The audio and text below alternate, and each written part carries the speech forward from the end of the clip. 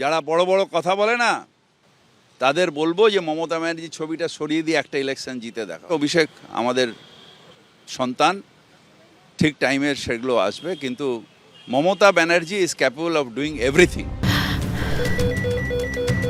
ক্যান্সারে নেই আর ভয়, NCRI এ হবে এর জয়। আপনাদের ভরসায় নেতাজি সুভাষচন্দ্র বোস ক্যান্সার হসপিটাল। মমতা বন্দ্যোপাধ্যায় না অভিষেক বন্দ্যোপাধ্যায় ভালোভাবে পুলিশ দপ্তর সামলাতে সক্ষম কে, তা নিয়ে এখন তৃণমূলের অন্দরে নানা মুনির নানা মত। সোমবারই পুলিশের চরম সমালোচনা করেছিলেন ফিরহাদ হাকিম। আর ভরতপুরের তৃণমূল বিধায়ক হুমায়ুন কবির তো এক ধাপ এগিয়ে অবিলম্বে অভিষেক বন্দ্যোপাধ্যায়ের হাতে স্বরাষ্ট্র দফতর তুলে দেওয়ার পক্ষে সওয়াল করেছিলেন। আর এবার মমতা বন্দ্যোপাধ্যায়ের পাশে দাঁড়িয়ে নাম না করে সেই হুমায়ুন কবিরের দিকেই চ্যালেঞ্জ ছুড়ে দিলেন ফিরহাদ হাকিম থেকে মদন মিত্র। মমতা বন্দ্যোপাধ্যায়ের পুরনো অনুগামীরা কার্যত জোটবদ্ধ হয়ে আক্রমণ শানালেন। পার্টিটা তো মমতার। এই যে বড় বড় কথা যারা বলছে, আমি অনেক দিন ধরেই শুনছি, এই হচ্ছে ওই হচ্ছে, এটা দরকার ওটা দরকার, আমি হনু আমি তৃণমূলের জামাটা ছেড়ে ইলেকশনে দাঁড়াতো, দেখি কত বড় বাপের বেটা কে আছে। তৃণমূলের জামাটা কিন্তু মমতার জামা। উৎসাহী ছেলেরা জামাটাকে আরও বেশি জামাটা সুন্দর করার জন্যে অভিষেকের চকচকের ছবিগুলো আরও লাগিয়ে দিয়েছে। তৃণমূল কাউন্সিলরের ওপর হামলার পরই পুলিশকে কার্যত আলটিমেটাম দিয়েছিলেন Firhad Hakim. Enough is enough, পুলিশকে বলবো অ্যাক্ট নাও।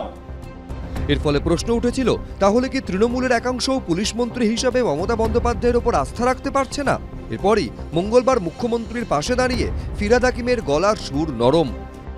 মমতা ব্যানার্জি বলিষ্ঠ নেতৃত্ব দিতে সক্ষম এবং বলিষ্ঠ নেতৃত্ব দিচ্ছেন। একটা আধটা ঘটনা ক্রিমিনালের, সেটা সারা জীবন ছিল। যখন বুদ্ধবাবু পুলিশ মন্ত্রী ছিল তখনও ছিল, যখন জ্যোতিবাবু ছিলেন তখনও ছিলেন, যখন সিদ্ধার্থ রায়ের সময় চলে। Mamata Banerjee is capable of ডিভিং বলিষ্ঠ নেতৃত্ব যাকে বলে, সে নেতৃত্ব দিতে সক্ষম। সুতরাং কাউকে এটা নিয়ে মাথা ঘামাতে হবে না। ভরতপুরের হুমায়ুন কবির যখন অভিষেক বন্দ্যোপাধ্যায়কে এখনই উপমুখ্যমন্ত্রী করার পক্ষে বারবার সওয়াল করছেন, তখন আরেক হুমায়ুন অর্থাৎ তৃণমূল বিধায়ক ও প্রাক্তন IPS অফিসার হুমায়ুন কবির এই ইস্যুতে তার নেমসেকের মতের পরিপন্থী। আর এই উপমুখ্যমন্ত্রী বা পুলিশ মন্ত্রীর দায়িত্ব দেওয়া, সেটাও তো মুখ্যমন্ত্রী ঠিক করবেন। এটা তো প্রেরোগেটিভ, চিফ মিনিস্টারের প্রেরোগেটিভ।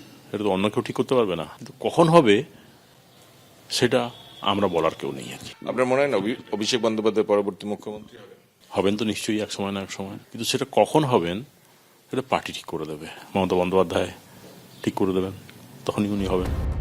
মুখ্যমন্ত্রিত্ব উপমুখ্যমন্ত্রিত্ব নিয়ে তৃণমূলের অন্দরে এই চর্চা উপভোগ করছে বিরোধীরা।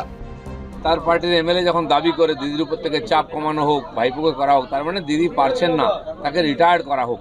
দুটো ভাগে ভাগ হয়ে গেছে, সেই দাবি সেই নিয়ে ঝগড়া। তৃণমূলের অন্দরে শীর্ষস্থান নিয়ে চর্চা অব্যাহত। কৃষ্ণেন্দু অধিকারী, অর্ণব মুখোপাধ্যায়, গৌতম মণ্ডল, ABP আনন্দ।